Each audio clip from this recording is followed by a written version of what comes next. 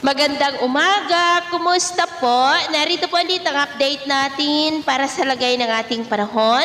Ngayong umaga po ng November 25, 2025. Sa ngayon po ay patuloy pa rin na binabaybay ng bagyong Verbena ang mga isla ng Kabisayaan na patuloy pa rin na nagdudulot ng mga isolated rains sa malaking bahagi po ng ating bansa.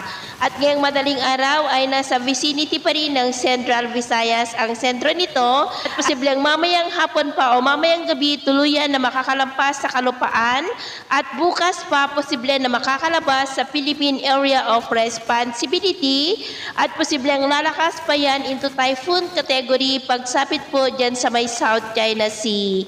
Sa ngayon po ay taglay ng bagyo ang lakas ng hangin na umaabot po sa 55 kilometers per hour at bugso na 75 kilometers per hour. At sa atin naman pong wind map forecast ay wala naman pong bagyo na nakikita na tatawid sa ating kalupaan hanggang po sa unang linggo ng Disyembre ay posible po na storm free tayo.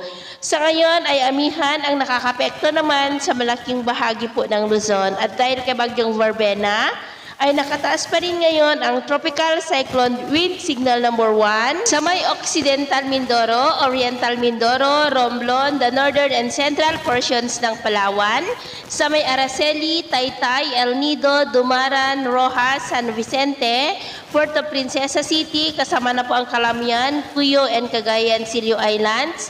Ganon din po sa may Masbate, Balud, Mandaon, Milagros, Kawayan, Placer, POV Corpus, Esperanza, Uson, Dimasalang, City of Masbate, Mobo, Palanas, Aroroy, Kataingan at Baleno, maging sa may Antique, Aklan, Capiz, Iloilo, Guimaras, Negros, Occidental Mindoro, Negros Oriental, Siquijor, Cebu, Bohol, Samar, Eastern Samar, Biliran, Leyte at Southern Leyte, maging sa may Dinagat Island, Surigao del Norte, Surigao del Sur, Agusan del Norte, Agusan del Sur, Camiguin, Misamis Oriental, the northern portion po ng Bukidnon sa may Baungon, Libona, Manolo Fortit, Sumilaw, Impasugong, City of Malay-Balay, Malitbog, Kabanglasan, ganun din po sa northern portion ng Misamis Occidental, sa may Sapang, Dalaga, Calamba, Balyangaw, Plaridel, Lopez, Jaina, Oroquita, Aloran, Panaon, Jimenez, Concepcion, and the northern portion po ng Zamboanga del Norte sa may Jose Dalman, Manukan, President Manuel A. Rojas, Katipunan, Dipolog City, Polanco, Pinyan, Dapitan City, La Libertad, Sibutad, Rizal at Mutya. At mamaya na po ay sisikat naman ang araw sa ilang bahagi ng Central Luzon at Mindanao.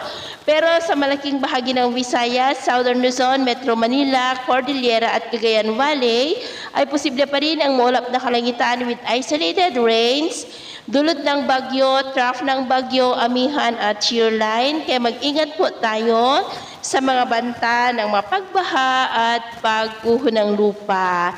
At sa atin naman pong mga baybayin, maalon po ngayon sa mga baybayin ng Northern Luzon, extreme Northern Luzon seaboard, silagang baybayin ng Southern Luzon, at iwasan na rin muna natin ang papalaot sa mga baybayin ng Visayas dahil nandyan po ngayon ang bagyo na ang mga alon po ay posibleng aabot hanggang sa 2.5 to 4 meters height.